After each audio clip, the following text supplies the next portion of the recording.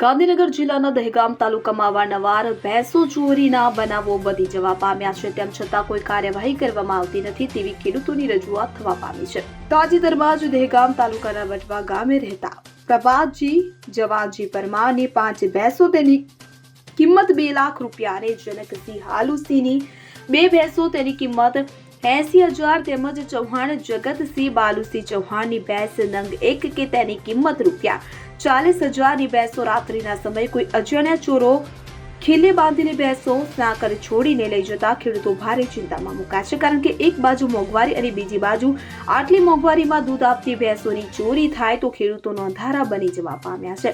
આ બાબતે જનકસિંહ હાલુસિંહ અને અન્ય ખેડૂતોએ બહિયલ પોલીસને જાણ કરી હોવા છતાં પોલીસ દ્વારા હજી સુધી તપાસ કરવા પણ આવી નથી તેવી ખેડૂતો દ્વારા રજૂઆત થવા પામી છે। બોલો, હું ચૌહાણ જનકસિંહ હાલુસિંહ વટવા ગામેથી દહેગામ તાલુકાના વટવા ગામથી બોલું છું। અમારા ગામમાં રાત્રે ભેંસો ચોરના ટોળકી આવે ચોરો અને રાત્રિના સમયે ભેંસો ચોરી જાય છે। એક ભાઈની 5 ભેંસો ચોરી ગયા છે, મારી 2 ભેંસો અને અમારા બાજુવાળાની 1 ભેંસ ચોરી ગયા છે। એ મળીને કુલ 8 ભેંસો ચોરી ગયા છે, જેની કિંમત આશરે 30,000 એક નંગની કિંમત છે।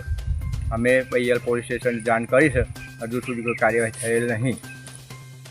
અગરસિંહ ચૌહાણ સાથે CN24 ન્યૂઝ હરસોલી દહેગામ।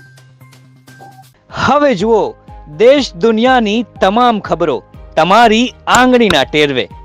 ઉઠાવો મોબાઈલ અને Google Play Store પરથી ડાઉનલોડ કરો અમારી CN24 ન્યૂઝ મોબાઈલ એપ।